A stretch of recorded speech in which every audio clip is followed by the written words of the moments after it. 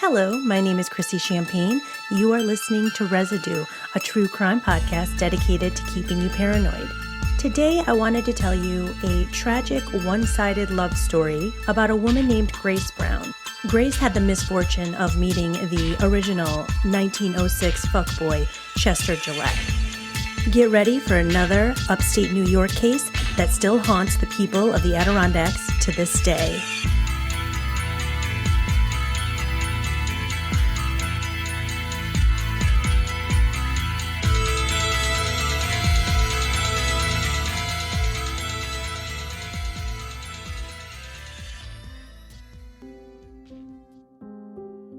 Everyone loves to talk about their home state, where they're from.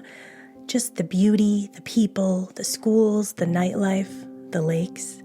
Rarely taking a second to remember that the roads we drive on every day, the houses we live in, the lakes we swim in, they all have a history. Many people roamed these roads before us, and the things they experienced, the history they left behind, it's not always lovely, and it's not always spoken about. You'd be surprised just how many crimes have happened right in your own backyards. I'll be taking you way back in time to the Adirondacks in upstate New York to the year 1906, one of the first known true crime cases to hit upstate New York. This train wreck of a romance story was the inspiration for Theodore Dreiser's novel, An American Tragedy. That book inspired a 1931 movie of the same name. And then in 1950, Montgomery Clift and Elizabeth Taylor starred in the romance thriller A Place in the Sun, which went on to win the Academy Award for Best Directing and also the Golden Globe for Best Picture in 1952. Grace Brown was born March 20th, 1886. Grace grew up in the village of South Otselic, Chenango County, New York. She was a dairy farmer's daughter. Grace was beautiful. The picture of her, when you Google her name, she is stunning. And you have to remember, it's 1906, so you didn't really get your picture taken too often. And to have a picture that turned out that beautiful, the girl was banging. Growing up on the farm, Grace's favorite song was Won't You Come Home, Bill Bailey. And because of this, her friends and family referred to her as Billy. This song was about a man who loved to go out and drink excessively, pursue other women, and eventually his wife kicked him out. It went on to be recorded in future years by Ella Fitzgerald, Bobby Darin, Patsy Cline. I love the Ella Fitzgerald version, and if you could just give this song a listen, I think you'll feel a little closer to Grace and get more of an idea of what kind of girl she was. At the age of 18 in 1904, Grace moves in with her sister Ada, who is married, and she begins working at the Gillette Skirt Factory. It is at this factory that Grace meets Chester Gillette. So Chester's uncle owns the factory. His parents were financially comfortable, but they were deeply religious and eventually renounced material wealth to join the Salvation Army. His family traveled around the west coast of the United States and to Hawaii during his adolescence. Chester never took to the religious aspects of his upbringing. He attended Oberlin College's prep school on the generosity of his wealthy uncle, who owns the factory. He did leave his schooling after 2 years in 1903.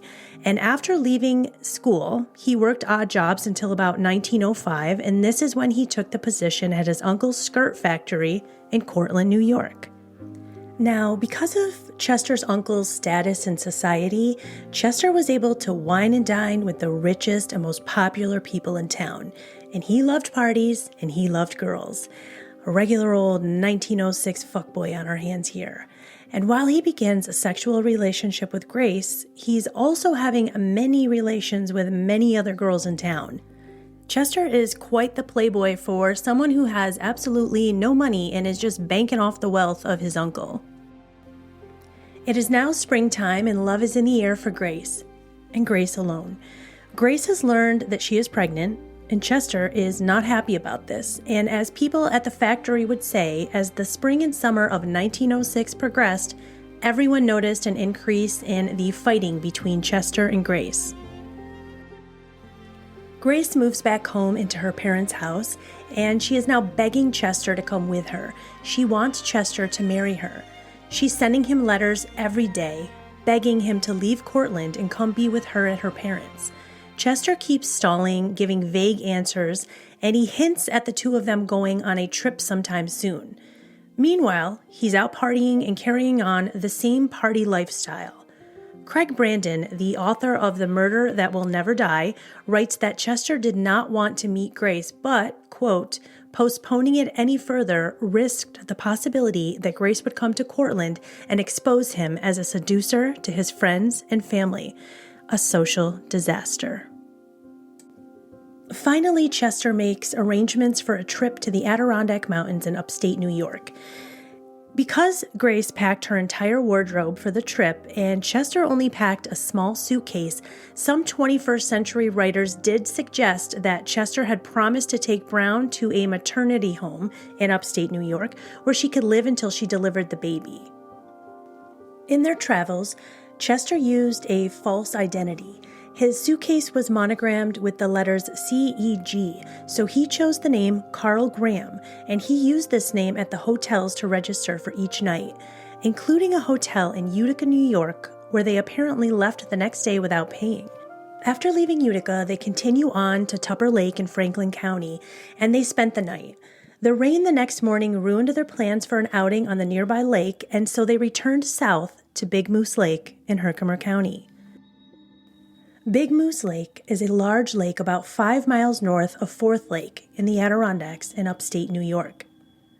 The lake's popularity derives from its remoteness, climate, and beauty. On July 11, the two initially considered taking a steamboat tour, but instead rented a rowboat. The wooden boat Chester rented that day was a 17-foot Adirondack skiff. Before boating, Chester left Grace at the dock and returned to the hotel to retrieve some of their things. He came back carrying his suitcase and a tennis racket. He did not bring Grace a straw hat, even though it was a sunny day and ladies of the early 1900s considered freckles unattractive. Good to know. I probably wouldn't have been very popular in 1906. After placing his suitcase in the skiff, Chester and Grace row out onto Big Moose Lake, and they soon were out of sight. Hours later, the pair failed to return. The man who rented them the skiff was named Robert Morrison, so he reported Grace, and aka Carl Graham, missing.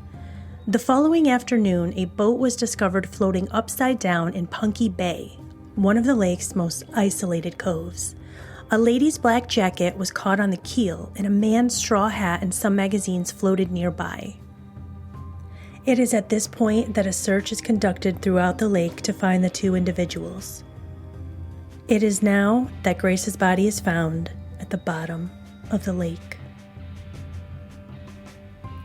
As Grace's body was pulled from the lake, nearby onlookers say that they could see clotted blood on the small of her nose, and they could see dark blood draining from her nostrils.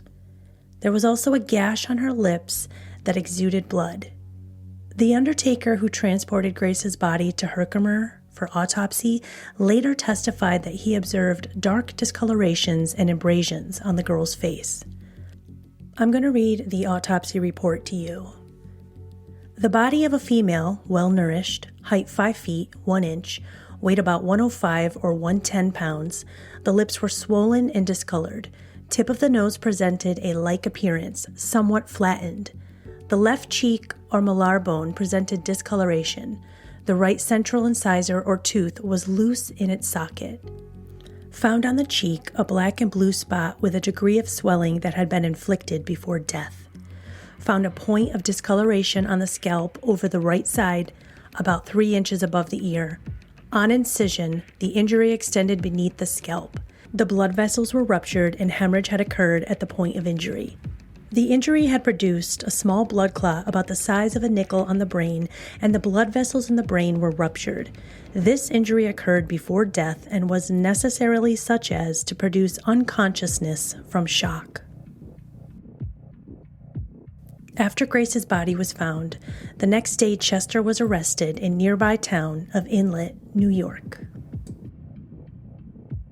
When Chester's room was searched, the police found that he had kept Grace's letters.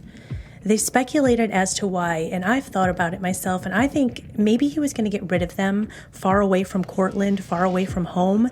He was going to burn them. And I wanted to read you one of Grace's letters. I am so blue. Oh dear, if you were only here and would kiss me and tell me not to worry anymore. I will try so hard to please you. Darling, if you will only write and tell me that you will surely come Saturday and not to worry. I am crying, so I can't see the lines. You will never know, dear, how badly I feel or how much I want you this minute.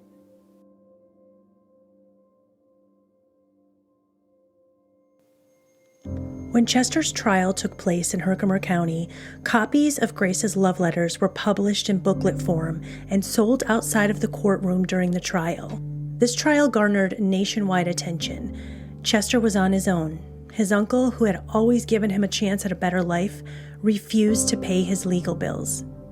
One paper labeled Chester a callous, cold-hearted brute, and public opinion became so intense there was talk of storming the jail and lynching the murderous Chester Gillette. The trial lasted 3 weeks.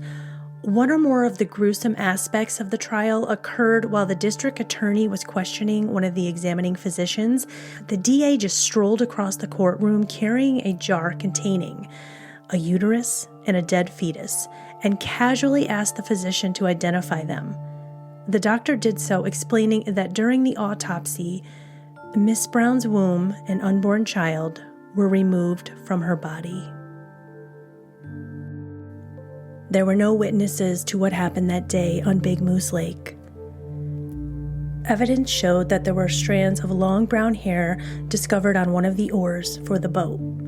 It is believed that Chester, knowing that Grace could not swim, rented this boat, rowed to a secluded spot, and either hit her with the tennis racket or the oars, pushing her over the boat into the water where he knew she would drown. Other theories that floated around were considering that Grace might have committed suicide by diving into the water during an argument with Chester when he refused to marry her. But of all the possible scenarios, the least plausible was offered by Chester himself. Chester took the witness stand, and the narcissist that he was, believing that the jury were just a bunch of idiots, he claimed that Grace became so distraught that she took her life after he suggested that the two of them go together and explain to her parents that she was pregnant. The jury were not fans of Chester at all, and he had a hard time explaining a lot of things to them. One being, why did you bring your suitcase on the boat, and how did it end up dry even though the boat was overturned? So Chester Gillette was convicted of the premeditated murder of Grace Brown. A New York State appeals court held the verdict, and Governor Charles Evan Hughes refused to grant clemency or give a reprieve. On March 30th, 1908, Chester Gillette was executed by electric chair at Auburn Prison in Auburn, New York. Chester Gillette was buried in Soul Cemetery in Sennett, New York. There are claims of a ghostly figure of Chester that haunts the old Gillette factory, wearing a white shirt and carrying a tennis racket. Ex-cellmates of Chester, and also men that were imprisoned in the jail years later, they tell stories of awaking to see Chester's ghost standing by their jail cell cot. Hauntings were reported in that jailhouse until 1977, when the building was left abandoned. Hauntings were also reported around the courthouse where they held the trial. So during the trial, the boat was brought into the courtroom as evidence, but 3 years after the trial ended, this boat mysteriously disappeared from the evidence room. So the Herkimer Telegram had to actually run the following article. The stories have it that the grim tragedy is frequently reenacted in the vicinity of the courthouse, that a boat with ghostly figures of a man and a woman are seen as though rowing on water, the features of the man being those of Gillette, that at times a struggle ensues between man and woman. When following a piercingly unearthly scream, the latter is hurled from the boat and disappears. Those braver-hearted, it is said, have rushed upon the spectral figures in an effort to solve the mystery, only as they reach the figures to have the scene vanish. They grasp for thin air. Grace's funeral was held in her hometown of South Adirondacks, New York. She is buried in the Brown family plot. Since her death in 1906, Grace's ghost has been reportedly haunting Big Moose Lake. The sadly haunting figure is often seen drowning, wandering around the lakeshore, or turning lights on and off in cabins. A plaque stands in Grace's honor in the town of Adirondacks, New York. It reads, Grace Brown, whose life and death inspired Theodore Dreiser's An American Tragedy, her final resting place in the valley she loved. Dedicated 2006, Town of Adirondacks. So the next time you're enjoying life, relaxing on the lake with your loved ones, before you get ready to jump into that murky water, say a prayer for Grace and all of the other murdered spirits of the unknown who just might be lurking at the bottom of the lake. If you enjoy Residue, please leave a 5-star review on any of your preferred listening platforms. It really helps us to reach other people who might enjoy the show. I appreciate everyone's support. I'm so thankful for all of my listeners. It means the world to me.